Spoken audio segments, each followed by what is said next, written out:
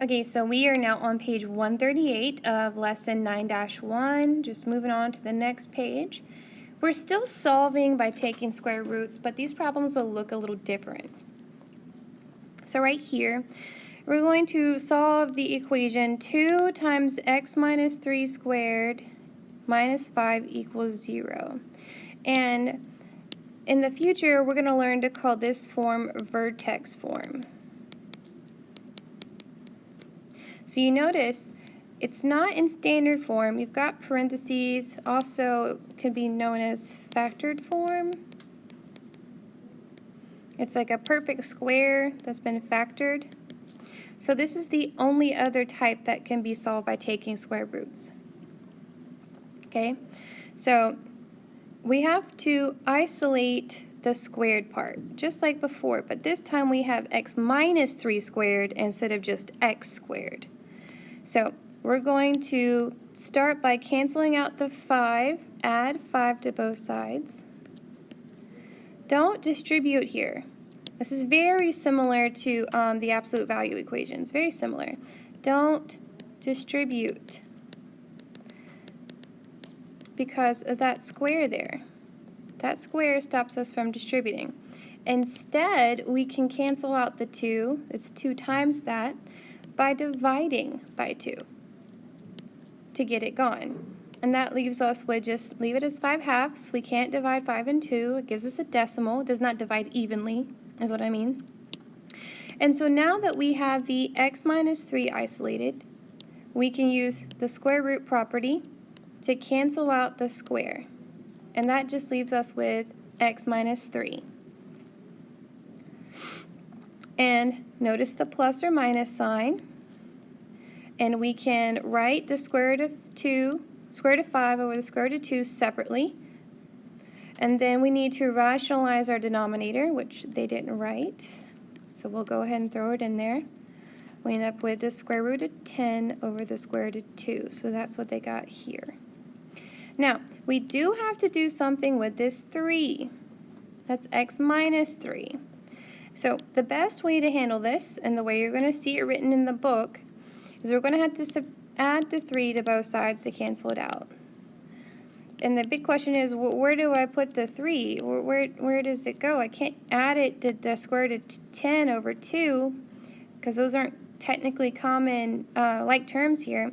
So what we're going to do is we're just going to slip the 3 in between the equal sign and the plus or minus. So we'll have 3 plus or minus the square root of 10 over 2. And so our two answers here are x equals 3 plus the square root of 10 over 2 and x equals 3 minus the square root of 10 over 2. Those are our two answers. Okay, and see they wrote it right here.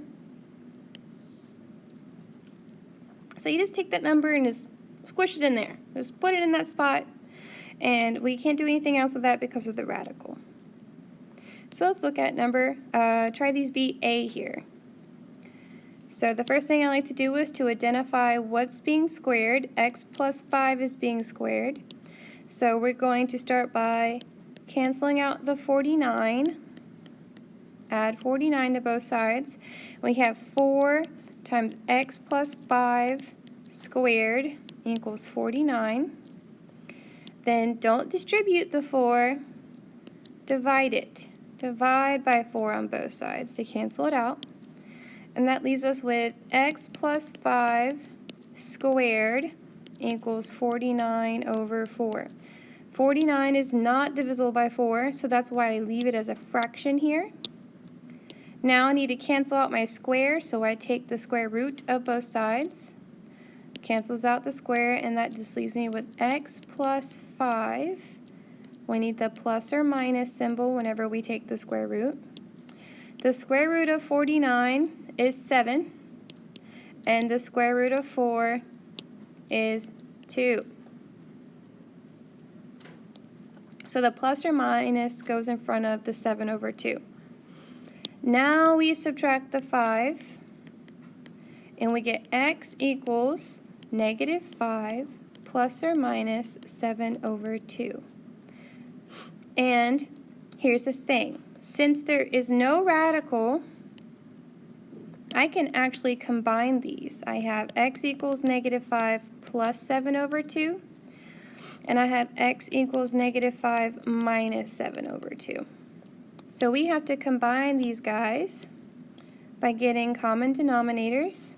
7 over 2 means I need to get common denominators, so I'll multiply by 2 over here, and I get negative 10 over 2 plus 7 over 2, which gives us negative 3 over 2. So our first answer is technically negative 3 over 2. And then I do the same thing with the other one. Put the negative 5 over 1, get common denominators. So I got negative 10 over 2 minus 7 over 2. So our answer on this one is going to be negative 17 over 2. So if your answer doesn't have radicals in it, then you can go ahead and combine and simplify that expression. See, on this one, we had a radical 10, so we couldn't combine them.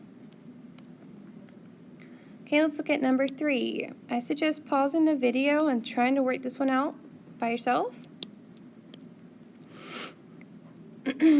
Okay, so point out where what's being squared. X minus 2 is being squared.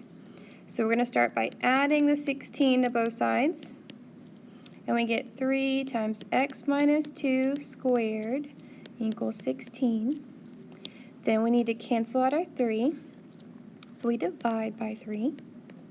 And then we have x minus 2 squared. 16 is not divisible by 3, so we'll just leave it as 16 over 3. Now we need to cancel out our squares, so we take the square root of both sides, and that gives us x minus 2, because the square cancels out, plus our minus, okay, the square root of 16 over the square root of 3. Well, we can take the square root of 16, which is 4, but then we have a radical in the denominator, so we have to rationalize. And we get 4 radical 3 over 3. So we have plus or minus 4 radical 3 over 3. Now, this has a radical in it, so I won't have to combine here. I just need to add 2 to both sides to get the x by itself. And we get x equals 2 plus or minus 4 radical 3 over 3. So our two answers are technically 2 plus 4 radical 3 over 3 and 2 minus 4 radical 3 over 3. Now, I'm not going to be requiring you to actually write them out separately. I just want you to understand that these are technically two different numbers here. Okay, so I want you to do C here and submit it. And then I will make another video to do C and D.